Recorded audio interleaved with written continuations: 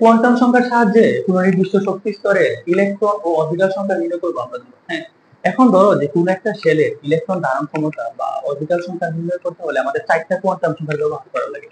যেমন হচ্ছে কি যে প্রধান কোয়ান্টাম সংখ্যা n, পরে হচ্ছে সহকারী কোয়ান্টাম সংখ্যা l, দেন হচ্ছে চৌম্বকীয় কোয়ান্টাম সংখ্যা m, বা একটা হচ্ছে কি স্পিন বা ঘূর্ণন কোয়ান্টাম সংখ্যা s।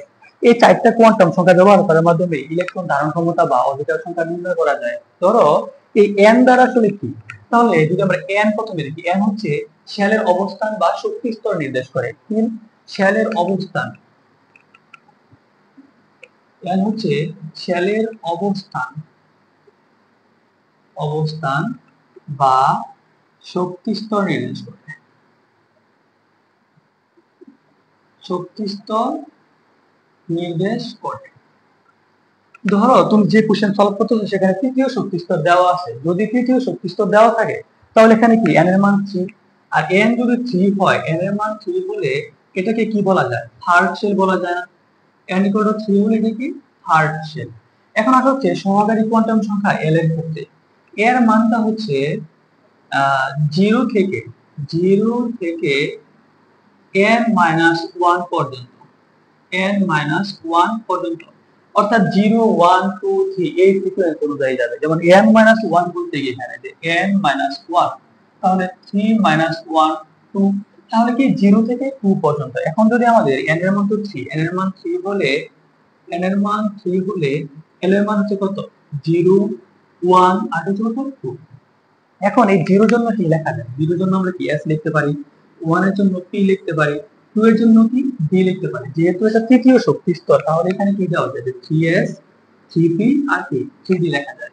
আরেকটা বিষয় হচ্ছে দেখবা আমাদের মধ্যে কিছু এমসিকিউ কোশ্চেন আছে যে নিচের কোনটি সম্ভব নয়। যেমন আমরা জানি হচ্ছে কি যে 2d কোনোদিন সম্ভব না, তাই না? এখন 2d কি জন্য সম্ভব না, এখানে n এর মান হচ্ছে কত 2, তাহলে l এর মান কত হবে এখানে 0 1।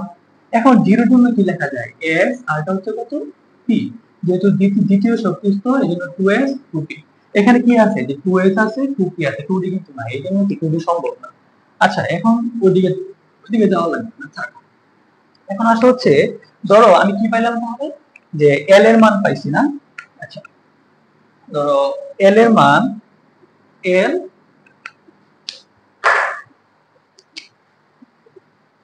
l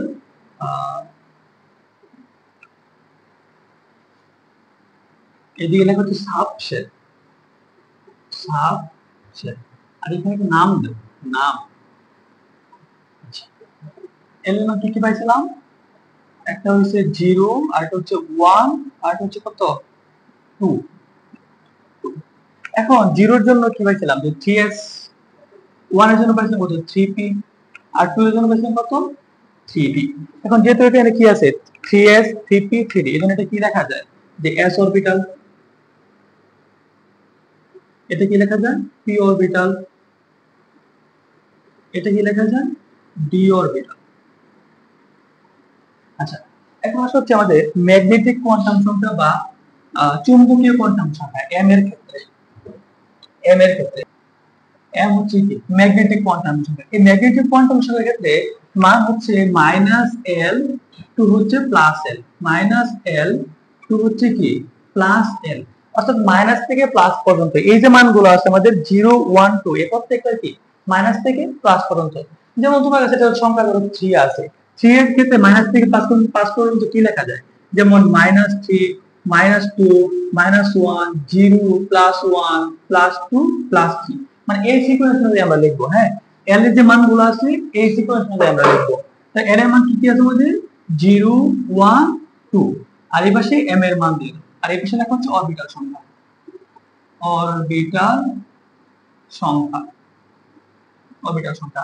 l এর মান 0 থেকে কি মাইনাস থেকে প্লাস পর্যন্ত 0 তো 0ই থাকবে, কিন্তু 1 এর জন্য কি লেখা যায় যে -1 0 দেন হচ্ছে কি +1। 2 এর জন্য কি লেখা যায় -2 -1 0 +1, আর কি লেখা যায় +2। তাহলে এখন অরবিটাল সংখ্যা দেখো, এখানে কয়টা আছে 0 একটা, তার মানে এখানে 1। এখানে কয়টা আছে 1 2 3টা, তাহলে বেশি কি 3।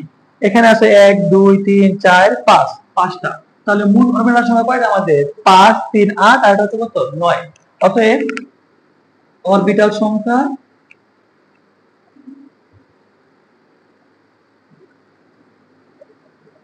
1 যোগ 3 যোগ 5 ইকুয়াল হচ্ছে কত 9। এখন আসা হচ্ছে আমাদের স্পিন কোয়ান্টাম সংখ্যার ক্ষেত্রে বা ঘূর্ণন কোয়ান্টাম সংখ্যা। ঘূর্ণন কোয়ান্টাম সংখ্যা এখন আমরা প্রতিটি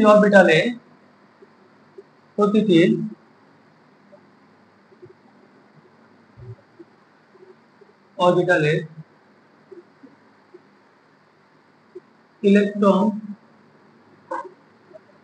থাকতে পারে হচ্ছে কয়টা দুইটা।